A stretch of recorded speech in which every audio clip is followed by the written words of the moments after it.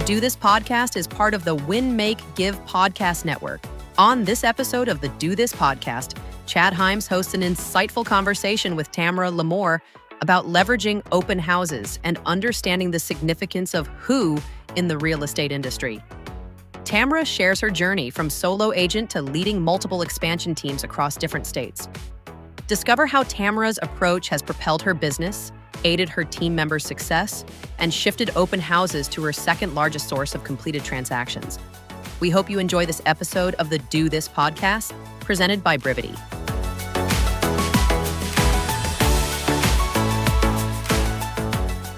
Hello, everybody. Chad Hyams here. We're here for our Brivity Do This, and I'm really excited about today for two reasons. One, Bob Stewart's internet is down. So that's exciting to me. I get to have this conversation with this lovely guest today. Look, we have great guests every week. I love each and every one of you that show up and you share amazing things. This one and I, we go back a ways. So this is really enjoyable. I remember this lady when she was just an agent, and boy, she ain't that no more. Let me tell you. So that's reason number two. I'm really excited about our guest today. Let's get going right away. Tamara, welcome to the Do This, I don't know, is a podcast, webinar. I don't know what we actually refer to this as. Tell everybody who you are, introduce yourself, let them know where you are, how long, give them the insights that they need. So I, first of all, if you can hear my dog barking, I apologize about that. We cannot. You're good. Okay, good. My name's Tamara Lamore. I'm out of Washington State, and I have been a real estate agent for 24 years now. So I did many years as a real estate agent. I now run a place team out of Everett, Washington. I have an expansion location into Seattle, Washington. I have an expansion team over in the mountains in Spokane. And 30 days ago, we just launched an expansion team in Arizona, in the Scottsdale, Phoenix area. So that is me. I'm a wife, I'm a mother, I'm a dog owner, who will be in the shot here at some point. Overall, just a business owner, and I love helping all of my people hit and get to their goals. So that's my focus right now, is growth. We know you do. What's his or her name as we see them behind you? I'm so sorry. His name is Ryder. Why would you be apologizing for having an adorable dog that just wants to be near mommy while she's talking? He does want to be a movie star. He's in every single one of my videos. He pops up somehow. So yes, this is Ryder. Hi, Ryder. All right. And if you stay quiet and be a good puppy, there'll be a treat at the end of this. Okay. So I know what we're going to get to talking about. I'm not going to start there because you just said something that I want people to be able to hear a little more about. I want you to talk a little bit about this. Everett, and I know the geography, so I understand Everett to Seattle. It's a logical kind of next town, right? I mean, there's lots of little towns as we all have. There's Bellevue and all that stuff, but Everett to Seattle is a logical two locations, folks. Everett is, would you say, 45 minutes in bad traffic north of Seattle? Yes. Yep. Okay. 30 to 45 minutes. Yep. Right. So it's a logical, the agents that work there might be willing to make that drive, yet there's enough traffic. Sometimes they don't want to make that drive. Sometimes they want to specialize in an area and stay closer to home. So it was a logical expansion. You then went over the mountains, which refreshed me, about a 2-hour drive to get over to Spokane? No, it's actually closer to 5. Really? I don't remember it being that long to get across state. Okay. Yeah, we're in the same state, same laws, same rules apply. Maybe we're in a different MLS, and now it's a slightly longer drive. The agents from here are not going over there. You could if you had to. It's not that hard a trip, a little quick flight or a reasonable drive. And now into Arizona. Like that, there's no logic there. First of all, explain for us the logic of going from Pacific Northwest, boom, now all of a sudden I'm moving down to the Southwest. I think the logic that ties all that together for me is not really the location, it's the who. And even into Seattle, 30 to 45 minutes in bad traffic is not that far for a realtor to drive. And one of my real estate partners who joined our kind of hub in Everett, lived on the south side of Seattle. So it just made sense for her to go to that office that was closest there and office out of that location. That's going to be somebody I'm talking about today. Actually, I want to share some things with you because she wanted to be part of our organization. So I brought her in. She's a really cool person. And as she's grown her business, she's in her 4th year with us now. She really has the desire to grow a team and grow a location. And so I said, all right, let's start building Seattle. And so now we have 8 agents out of our Seattle location because Dina wants to grow that location. And realistically, for me, it's like I always lead with the who before anything else. So the same thing over in Spokane. My West Side agents do not work in Spokane, but a good friend of mine, she worked on a friend's team that was in a different state in New Mexico, and she happened to be relocating to Washington over in the Spokane Pullman area. And so I was at the time the person in that area, and we brought her on and we started to create a team around her because she was already in our organization, just in a different state for, I think at that time it was about 4 years. So we want to keep good people in our world. Now, Arizona, flipping to Arizona, again, it's about the who. One of my agents who was on my Washington team, her husband retired. They moved down to Arizona. And her daughter is also licensed and lives in Arizona.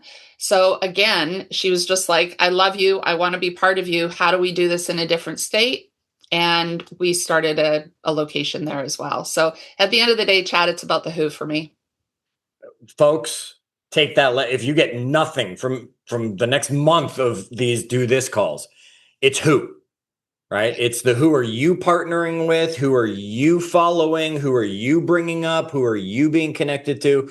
Because look at the opportunities that have been created in Tamara's world to be able to help people, because she's so about the who and the people that they're there, that now she's in 4 different cities with real estate opportunities to continue to grow her business to considerable lessons. And if you're sitting out there and you're a solo agent, my question to you is the who. Right? Who's in your mastermind group that you meet with, even if you're not going to partner with, or whose team do you need to consider looking at joining, because the who can springboard you so much farther than you will get on your own sometimes. I always say, if I went into real estate on my own at the beginning, I would have been a failure. I would have been one of those, I'm distracted. I'm out thinking myself. I'm out marketing myself by wasting my time doing this and looking for the silver bullet. I got on the team with the right who. Boy, they focused me. They got, this is what you do. Go do this. Stop doing that. Do this. Made all the difference in the world for so many of us. The who matters. And, Chad, I was the opposite. In the beginning, I actually started solo. And I started solo because the people that were around me were saying, oh, you can do it on your own. You should be solo. You can grow. And so I started it on my own, and I was solo agent for 8 years, and I did well in real estate. Between 24 and 36 transactions is kind of where I floated every year. And then I met my business partner, Ben Kinney. Yep. And I like instantly knew, I'm like, I know I've got a ceiling, and I know I could grow my ceiling with him being the who. And it really, no matter where you are, it's not about if you can or can't do it. It is the who in your world and how you can grow and grow faster. And so now I look back, we've been partners for 17 years, and that's my focus. Well, it has been the whole time, but it's my primary focus right now is how do I grow my circle big enough that I can create opportunities for other people. And we're on track right now for closing over $3 million in GCI this year. And that's not including our expansion locations. So the more we grow, the more opportunities we have for the people in our world, which is super important to me. So I love that. And it's one of the things we've always all loved about you. For those of us who know you, it's you want to help others. You are always looking for that who. which is another lesson that Ben has taught so many of us when he came into work one day and said, I've realized my job's now not to sell another house. My job is to find talent and find the who's to help sell the other houses, because then we'll all grow bigger together. So I know you had a front row seat to watch all of that happen and learn from that lesson. Okay, yeah. Before the call, I did say to you, I said, quick, if we talked about just one thing today, where should we focus? And you dropped two words that are highly debated in the world of real estate, right? Some people think these are the greatest two words ever. Some people think these are the scariest two words they're ever going to hear. Let's talk open houses and your thought, your feeling, your everything behind it and what you want to share about that. And, before half of the callers log off, because we haven't told you which side you're on yet, right? Okay. Exactly. But I do think that's true. I think you could line up 100 realtors and half of them will say open houses are a waste of time and half of them say it's great. What I wanted to talk about is more actually probably the who. If we say one thing, it is the who. The story is around open houses, but open houses are just a form of lead generation. Yes. So realistically, this story is around open houses, but you can attach it to any sort of lead generation if you're not an open house person. Now, I will say something about open houses, so you'll know what side of open houses I'm on. I believe a couple of things about open houses. I believe that by having open houses, it actually on the SEO, the searching, when buyers are searching on all of the external sites, they all prioritize listings that have open houses to the top of the funnel. If it has an open house, it's at the top. So I do believe it actually does help market a property. And here's what I do know. So 4 years ago, Sphere Past Clients was our number one source for closings. Still is number one, always will be number one. Should always be number one, folks. If not, you're missing a big boat. Yeah. And ours has always been number one. And open houses was 4 years ago was number 4. So this past 12 months, maybe 18 months, open house closing sources has gone to number 2. Wow. So I'm super passionate about open houses because, and maybe let me share the story and you'll understand why. But after you answer this question for me. Yep. You mentioned that the listing sites out there prioritize those with open houses. So what we're telling the audience is, folks, don't just go do an open house. You got to go into your MLS and tell it you're doing an open house on that property or whatever forms you use and systems you use, because we need to get it out there to the world, not just, I got 700 signs. That should be good enough. Correct? Correct. Okay. Correct. Now tell us your story. So the 700 signs is great. We don't put that many out, but nobody does. Yeah, but we do put about 10 out for every open house. And at the end of the day, it's just turning over every stone. How do we attack any lead source at the highest ability that we have? And again, for those that are like, open houses isn't my jam, that's not really the purpose of what I want to talk about today. So hang in with me, even if it's not about open houses, apply your lead source to it. And so one of my agent partners, she's been with me. She's in her 4th year right now. Her first year that she was with us, Place, our organization, started doing these challenges. And the very first challenge that Place put out was 30 open houses in 30 days. Right. And now every time we've done a challenge, and we're on our 5th challenge, we've completed our 5th challenge. Every time we've done it, the stakes have kind of anteed up, right? Like I think the last one was 5,000 dials, 50 open houses in about two months worth of time. Right. And then we had about 5 or 6 things that we needed to complete, always including open houses. But going back to the first one, the only part was 30 open houses in 30 days, because we know that open houses generate some sort of business for us. So we wanted to focus on that. Now, one of my agent partners, her name's Dina. That was her first year in real estate.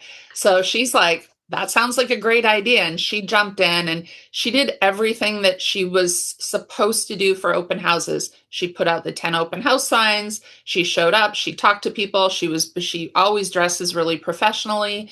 And in order to generate contacts. So she did that, got several contacts out of the mix.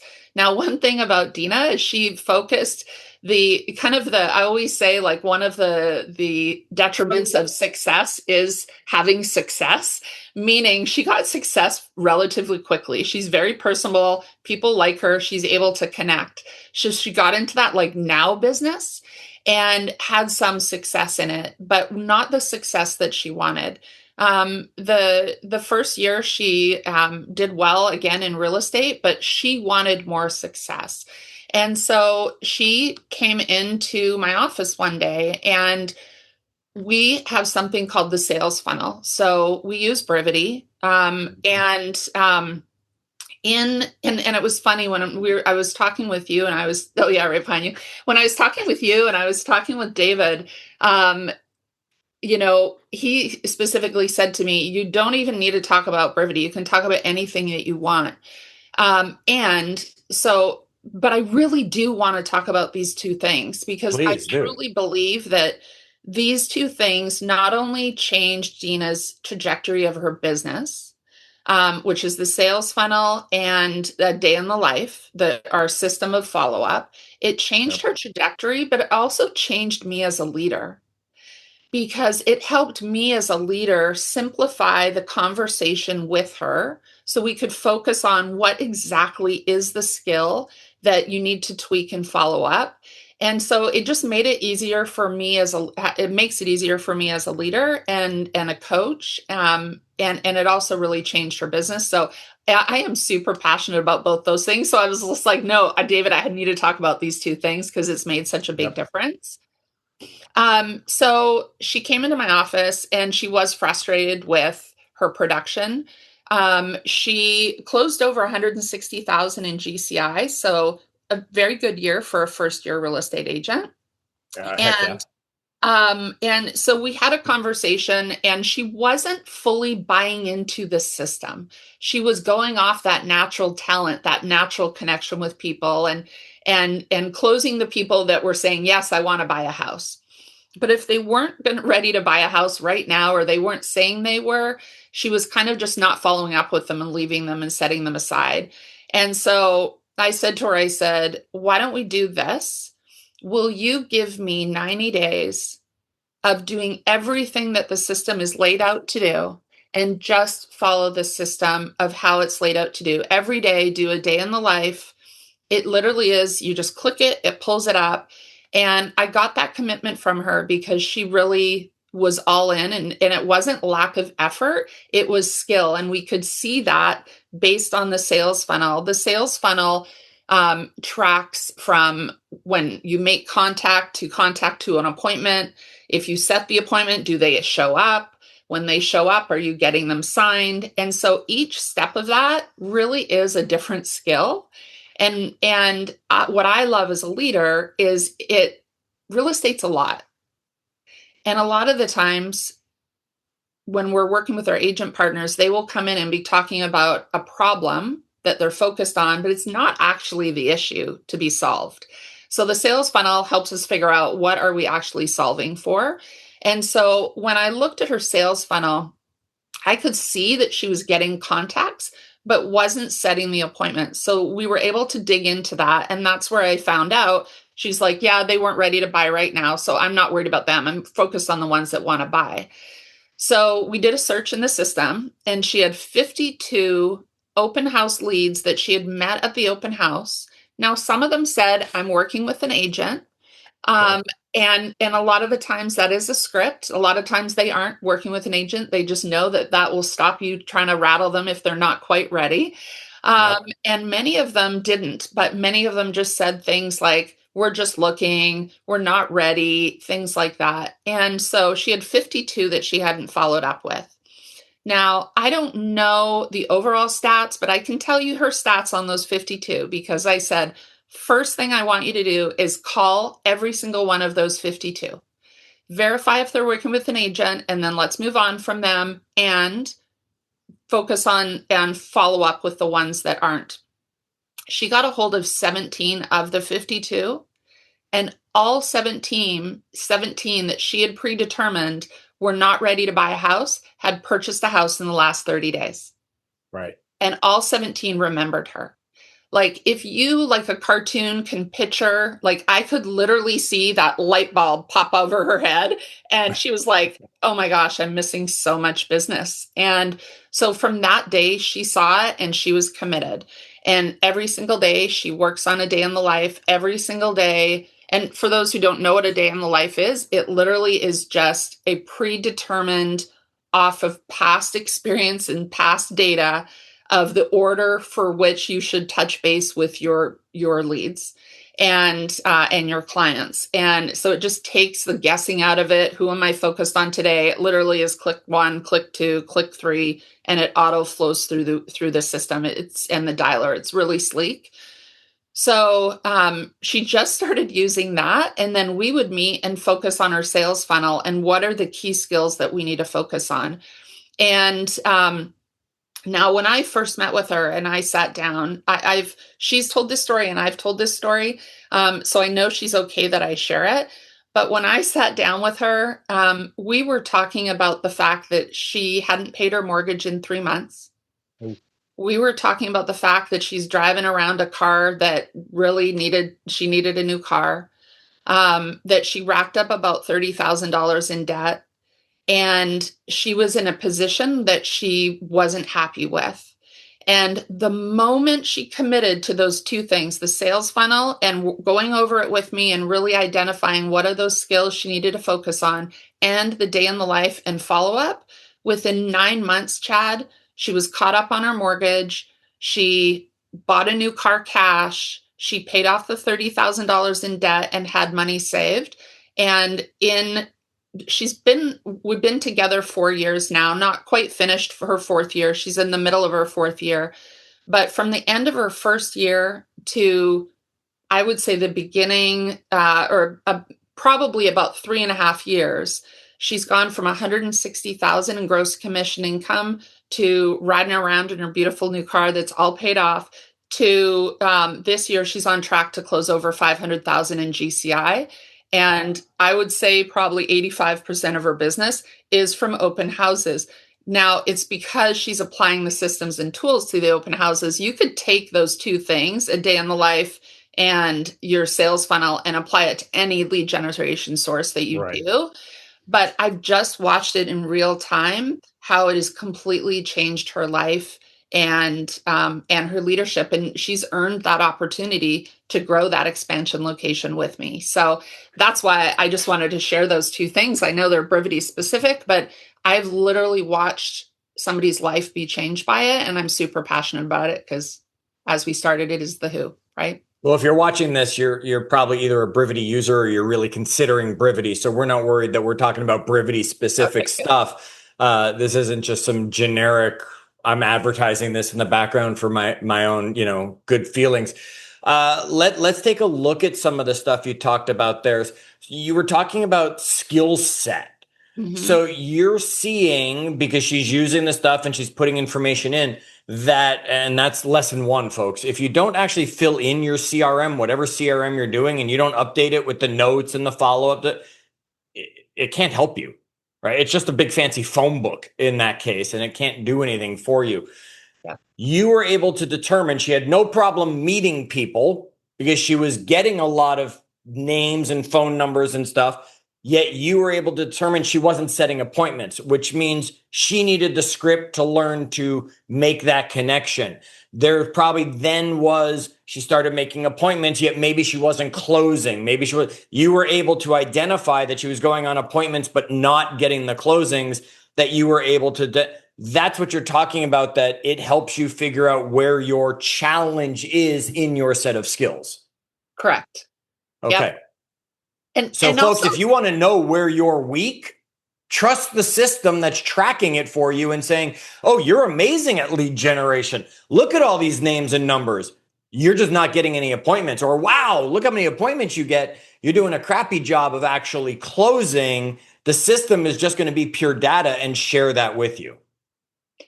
And Chad, can I say something? Because I have another quick example, and I guess you could say it was skill, maybe, but I'm on the older side of life. I will be 56 in December, and I say that because one of my other agents, Maddie, I was going over the sales funnel with her. And every single piece of the sales funnel, she came in, her conversion percentage was higher than the high end of the National Association of Realtor stats, except for one that was the appointment held to appointment set was below average.